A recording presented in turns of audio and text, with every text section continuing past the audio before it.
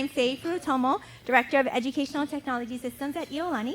And so tonight we're coming together to really just talk story about AI in education. And we're going to be talking about the future, but also just some of the realities of what all of us are going through. And our students are here with us.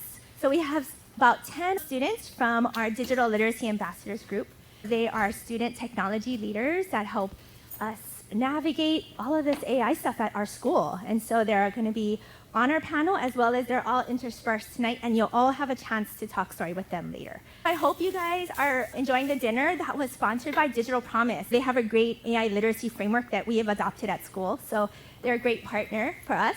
And then we're going to get into our panel sharing. We have an awesome panel here. We're going to have them introduce themselves. After that, we'll have a small group sharing time, so I hope you guys all get ready to talk story with our awesome students. So we'll get started just straight away into the panel. Please enjoy the dinner and have a good time getting to know each other. For our icebreaker, this is our panel of guests and experts. We're going to let them introduce themselves because we want to get to the panel, have a good discussion, and get to the real meat for the evening, which is the conversations you have at your tables. What is your greatest hope for AI in education? And what is your most significant concern? Hi, I'm Michael. I'm a software engineer working on Fitbit at Google. Currently working on recently announced personal health coach projects, which we announced at our most recent Made by Google event. In terms of hopes and concerns, I think certainly the state of models today are really powerful for allowing you to delve deep into topics and rich conversations about things that are largely well-known, largely factual. And so there's a lot of tooling, system, support infrastructure that I can see being built across that pretty easily. The concerns are largely in terms of when you get outside what models are actually able to do in the safety space in terms of conversant space, especially when you get into very open-ended chatbot-esque systems where the ability of these systems to, in many ways, appear to have human-like qualities, empathetic qualities, are potentially misleading to how they work under the hood. And I think that's a thing just to be aware of to some degree, and a little bit careful in your approach with working through these tools and deciding what they are and aren't good for using. Hi, my name's Alexi Druin. I'm a mentor for Blue Startups. I'm also with Hawaiʻi Angels as an angel investor.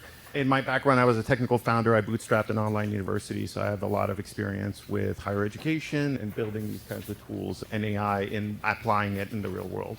As far as my greatest hopes, the education system is based on an innovation from the Industrial Revolution, right? And it's very standardized, and it was made in a way where everybody went through the same curriculum. I'm really excited about AI. We can hyper-personalize education at scale for students. That has such a great impact that you can now conceptualize curriculum that's not just high quality, but that's designed for you, the student, from your background, the goals that you're trying to achieve. And to me, that's the most exciting. My concerns are resistance to institutional change. This stuff is moving quickly.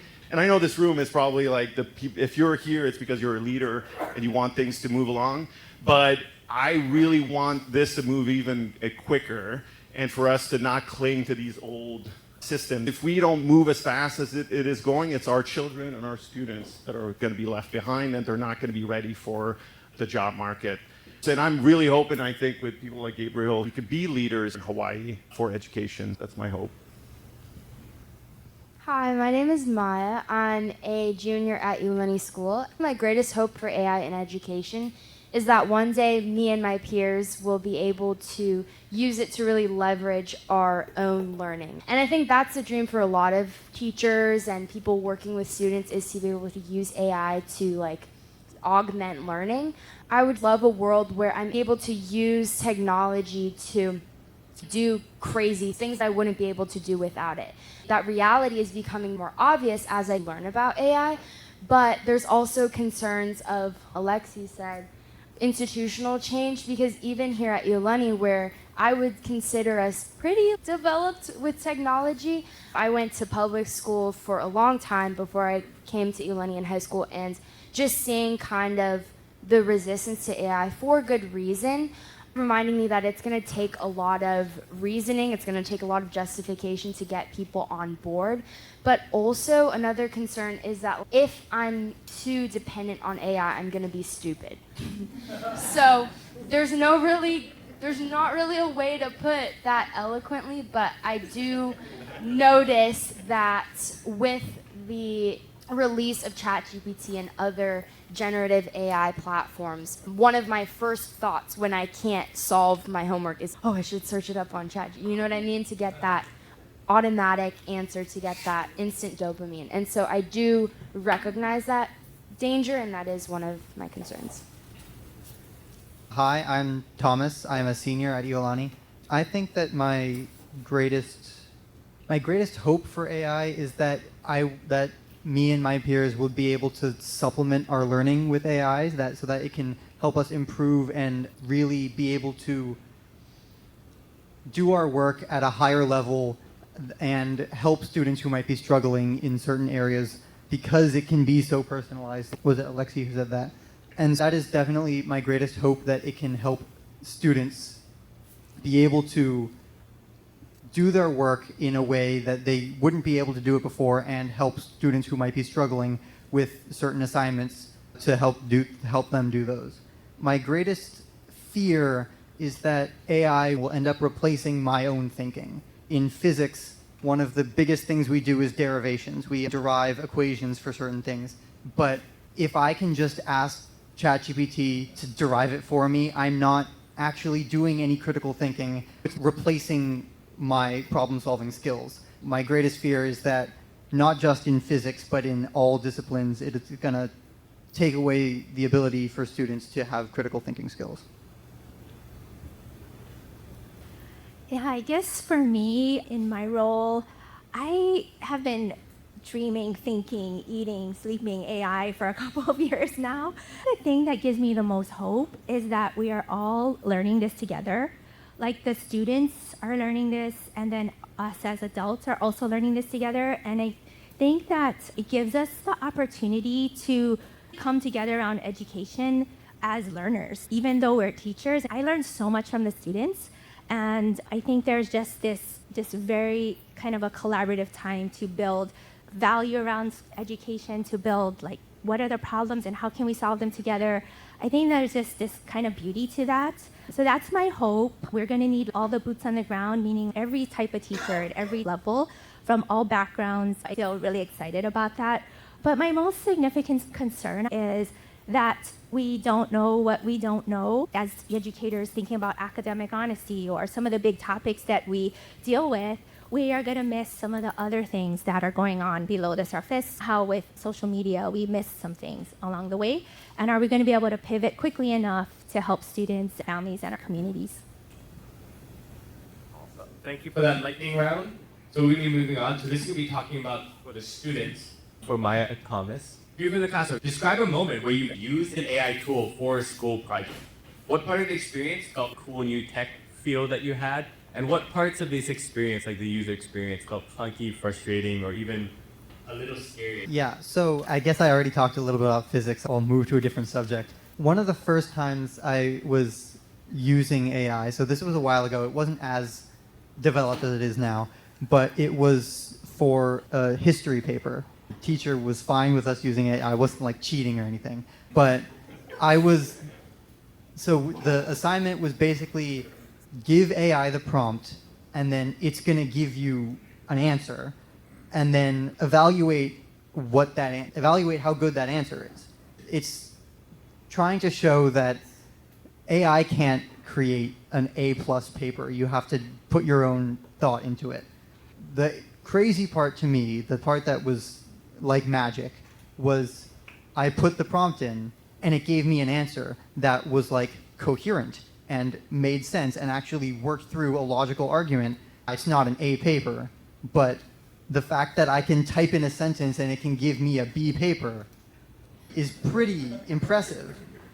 But the clunky part was the avenues I had to change. I had to tell it exactly, like, to specifically what I wanted it to change, but every time it iterated, it would change something else, and then I was like, wait, go back. What you had before was better. You just had to change one thing. It would constantly change things that I didn't want without changing the things I wanted.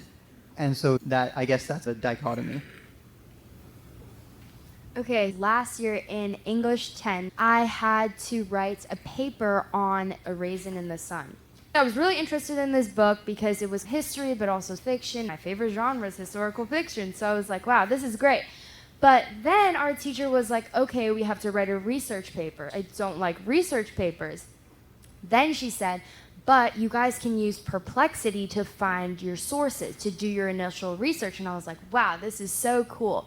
So I go on Perplexity, it's giving me good stuff, but it's about the civil rights movement, stuff like that. But as soon as I ask for stuff more specific, maybe related to the book itself, it chokes. That was the frustrating part. I did something similar a few weeks ago with my summer reading just to see AI's capabilities now. The scary part is it's gotten really good. Like, from last year to this year, the change is insane and awesome for me because I'm like, oh yeah, and like now I have so many perfect sources that are like very like credible and very thorough. But then again, what's going to happen to all my other classes? We spent like 3 classes researching, doing annotated bibliographies, identifying good sources and stuff like that. I think it was a situation where I was reevaluating what I do, not only in this class, but also in my other classes in the future. Thank you. That was a very, like, you guys have been to all the tech weeks. Big ideas that is really valuable in the conversations you're going to have tonight is you're going to get really into the nitty gritty with each of the students about how AI is affecting their life. So next up, we're going to be continuing to our industry panelists, our experts, Michael and Alexi. What's needed to create tools that students will love and trust? And I'm using those words specifically because as we had a conversation with the students, this is kind of the keywords that came up with them. So first of all, thank you both for sharing, because a few years back I had this epiphany when sometimes you're an educator and you're at school and you're creating curriculum and courses, and you forget that the true product of a school is not these courses and the stuff that you're doing. It's actually these students and the impact that they will do in the community. It's important to listen to you guys because that's who the user is. What's interesting about what you're saying and some of the things that you just reflected is that, or some of the concerns that you've had, is that it's looking at AI like when the calculator was invented, we would be saying it's going to make us dumber for some reason. And I understand that a lot of people are going to use AI in a way that they're going to do less thinking and less creative work, but there's students like these students that are going to use it to push the boundary of thinking to a whole new level. And what's also important is that now is the testing ground while they're at school to do all this. And what I'm liking in the interaction that they're saying is that it's also these new creative interaction that they're having with AI that in themselves are educational. Because you also have to remember that while they're at school, they're saying like, hey, it's weird to use it, maybe it's cheating, but as soon as you graduate and you're in the workplace, they're going to tell you, use it all day long to do everything you're doing. So you do need to be prepared as a skill set. It's going to be like writing. So to build tools that you love and trust, it will need to adapt to that. The education comes from interaction. There needs to be human-to-human interaction. Even though I'm bullish about AI, it's here to facilitate the human interaction, whether it's with a professor, with a mentor, a guide, what it is. It's supposed to remove all the other stuff that used to be a friction in the education process. The AI is good at that. The AI is good at doing stuff. Now it's going to be, let's create these educational experiences that are going to grow more skills that are going to be valuable for you in the workplace. Yeah, go off something you were just talking about, Maya, in terms of how do you judge the transparency, trustworthiness, and comprehensiveness of results? Like,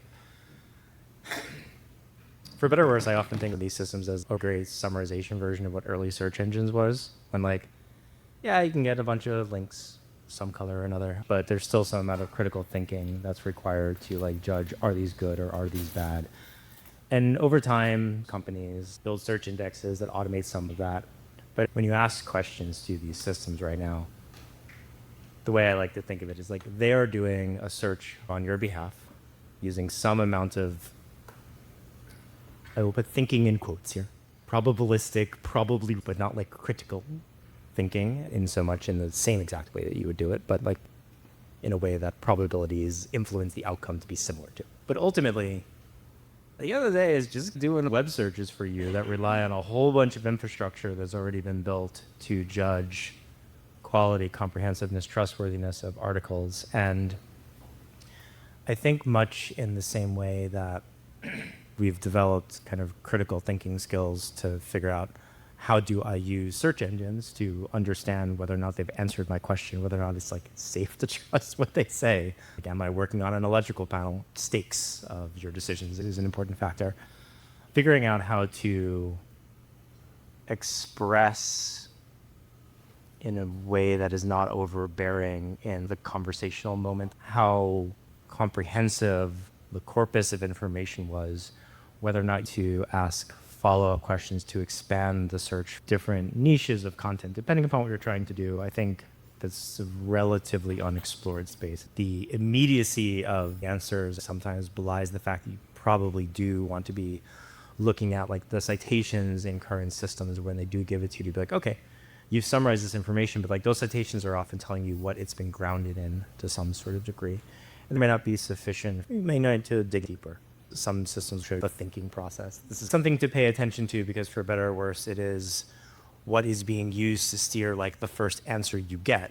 And depending upon if that chain of reasoning aligns with kind of your critical thinking skills and how you would approach the problem, you might not want to steer that conversation in a different direction. Wealth of tooling in that area. The last thing I have for everyone is thinking 3 to 5 years into the future. Our students are entering the job force, where me as an educator are hitting my stride as an educator. What's an emerging AI capability that you believe will be like that game-changing moment for either the student or the teacher experience? So I'm like, where we are now to like the wearable text or anything in the future in the next 3 to 5 years is so open to anyone.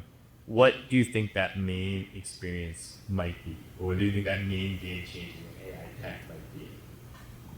I'm happy to speak on that as well. It's actually already here for the most part. Within the next 3 to 5 years, it's going to get better. But the one that I'm really excited about is conversational AI.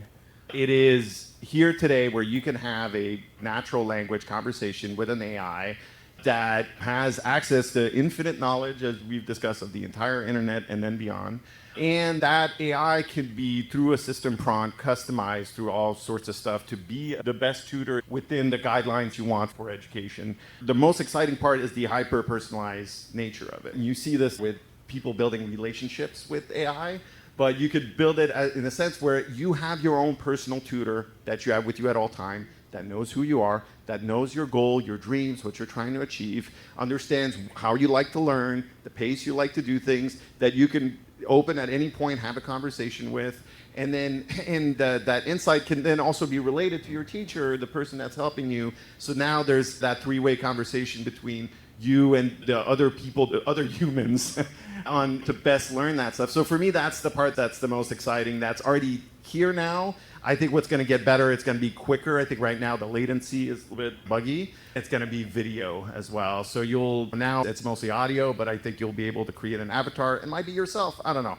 We'll see where it goes. Actually, the crazy part is it might be a robot itself. I got pitched AI software for humanoid robots like the Tesla Optimus stuff, but the knockoff Chinese version, that's $40,000, which is crazy because that's the price of a car. So that's pretty affordable when you think about it. Yeah, it's coming. But anyway, for the time being, it's already here and it's already pretty cool.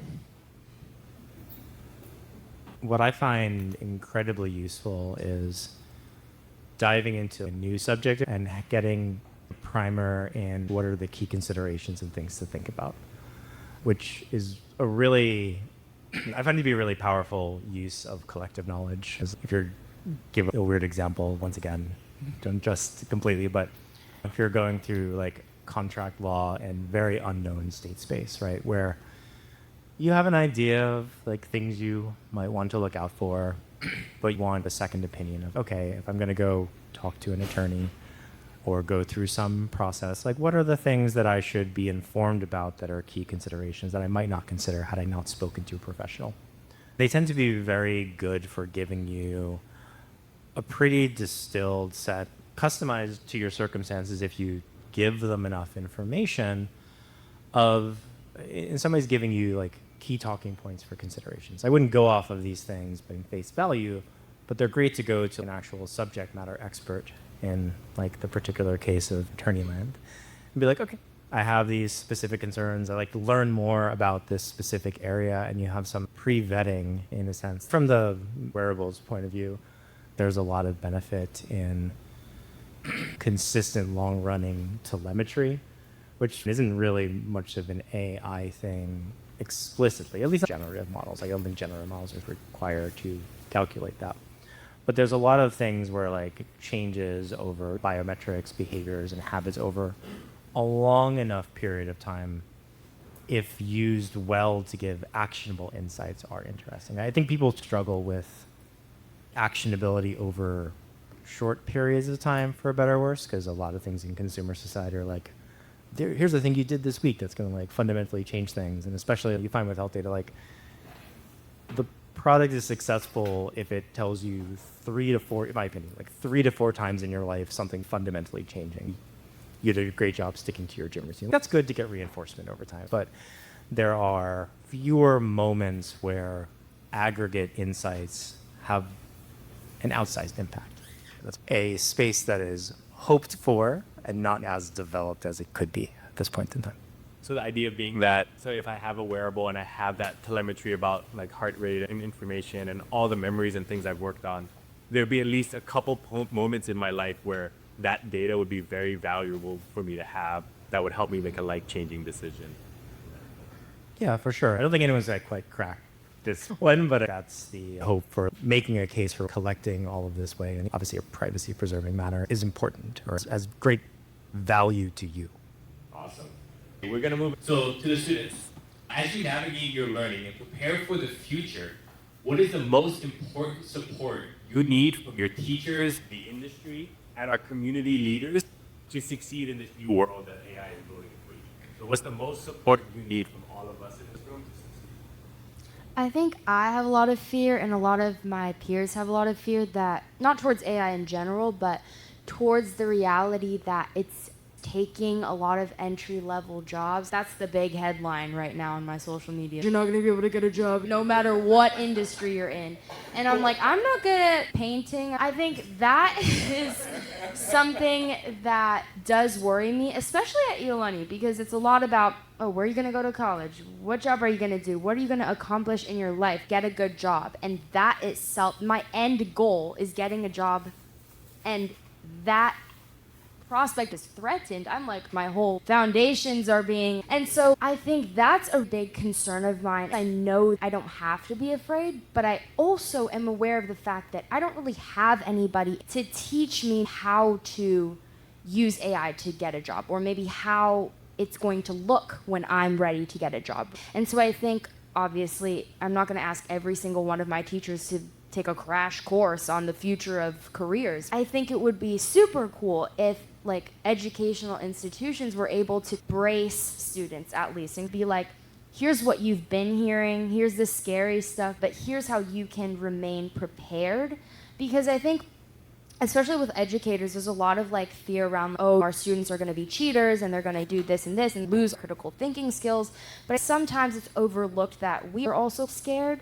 No, we're not scared to use AI, but we're scared of what it means for our futures and lives. I think that's something that maybe has been addressed, but I think it would be super cool if I was able to also feel maybe a little more security in, hey, I'm not replaceable. Yeah, and going off of that, I noticed that when a lot of educators are thinking about AI, their main goal is to deal with it, which is like, of course, that's normal. So a lot of what ends up happening is that educators, a lot of them end up just going with AI resistant, which means I'm trying my hardest to make sure that people can't use AI in my class, because the way I teach my class does not fit well with AI. I would like teachers and people in education to know that if everyone goes AI resistant, I don't learn about AI unless I take a course. If I don't learn about AI in school, I'm not going to be able to learn it anywhere else. And so the support I need from teachers is not, oh, maybe you can use a little bit of AI here. I need at least one course to fully understand AI and its capabilities, or else, like Maya said, once we go into the workforce, when we get into college, the fact that AI is around is ever present. And we're not going to be able to deal with any of that because the support system wasn't there. Thank you so much to our panelists, to our students, to our guests. Now we can set the stage and get the conversation going. For all the students in the room, we're going to be entering the group talk stories phase, where our students will disperse throughout each of the tables. They have a list of questions to debate. Please grab more food, meet with the students, and now the real conversation to begin. Have a great evening. Let's talk story.